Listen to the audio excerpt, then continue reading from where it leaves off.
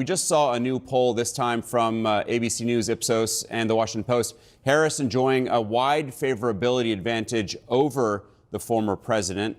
46% see her favorably compared to 43% unfavorably. Meanwhile, Trump is underwater by 25 points, 33% to 58, excuse me.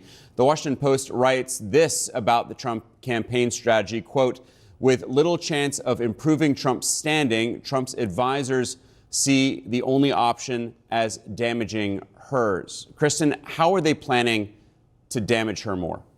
Well, Alex, it's been really interesting to watch them try and damage her over the last several weeks. They have tried various different lines on her, attacking her, and none of them have really landed the way that they have wanted to. One of the things that you're going to see is a lot of linking her to President Joe Biden. One of the things we've reported time and time again is that they believe that their biggest chance to win in November is by essentially running the same campaign that they did against President Joe Biden, but making Harris the incumbent. So using events like today, showing Harris and Biden side by side and saying that Harris's policies are the same as Joe Biden's policies, particularly when it comes to some of the more unpopular policies on inflation, on immigration.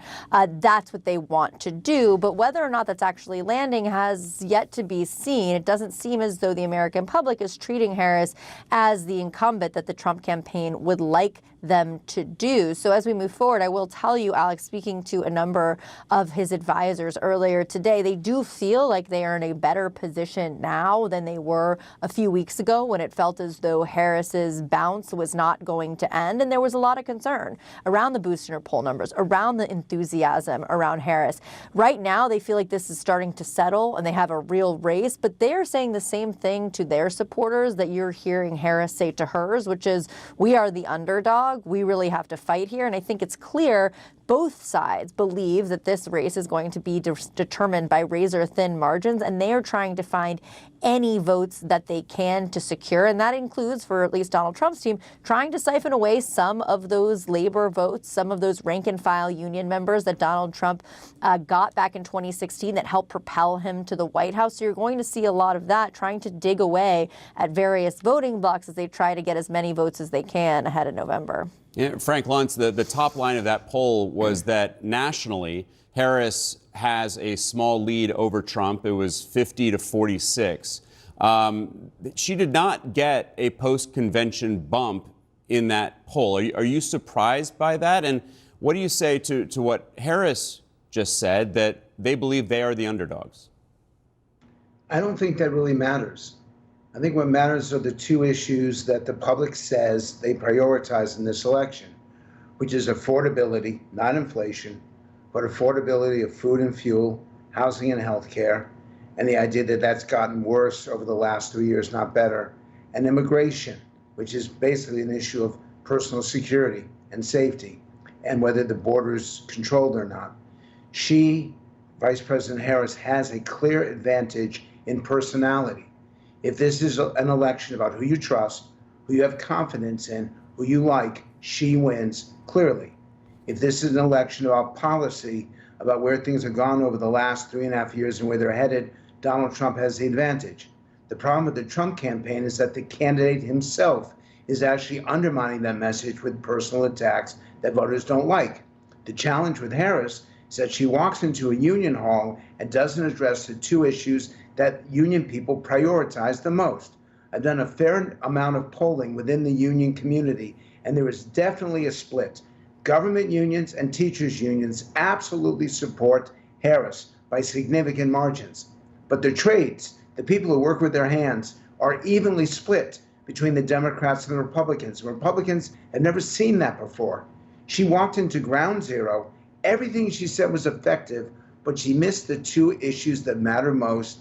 And in the end, at least in the debate, she's going to have to address them. It was a direct appeal to union voters and that base that Democrats very much so need to win in November. I think it was a couple things. I think it was an explicit recognition that this is the last stretch of the campaign. So therefore, the Harris campaign really needs to step up their efforts in trying to get these voters to come home to them, come home to the vice president herself come November. I also think it was an implicit recognition that more needs to be done in those blue wall states. Obviously, earlier today, we saw her in Michigan.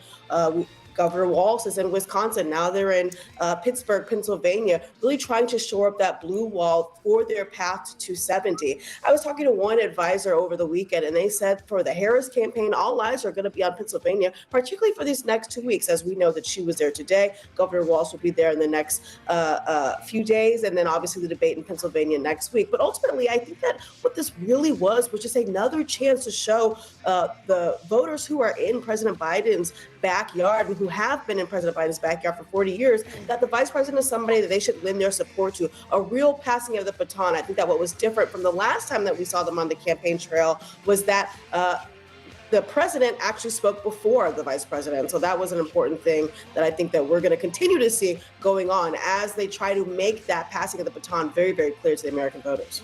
Yeah, really emphasizing there that she is the top of the ticket now. Bill de Blasio, what we just saw, to Jasmine's point, the chants of thank you, Joe, throughout this rally, the tributes to Biden, these union-heavy remarks by both of them. What does that tell you about how you think the president is going to be deployed by the Harris campaign? Well, Alex, I think, first of all, Jasmine makes the exact right point. This campaign is not taking for granted the blue wall. And I'm really happy to see that, actually, because we've seen overconfident campaigns in the past. We're going to need all the votes we can get in those states. The fact that they're so focused on labor in particular, this is an area where Democrats have lost a lot of support to Trump. Let's be honest about that.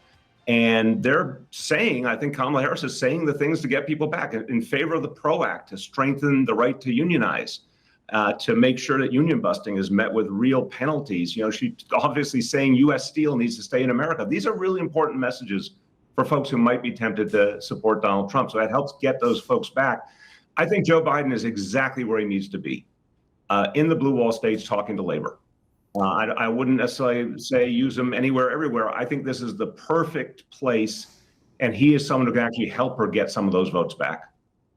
Let me bring in CNN's Kayla Tausche. She is in Pittsburgh. She is at this rally. Kayla, this is a significant moment in this campaign. It comes a month and a half after President Biden dropped out of the race, very quickly endorsing his vice president, Kamala Harris. Now they're on the campaign trail together for the first time.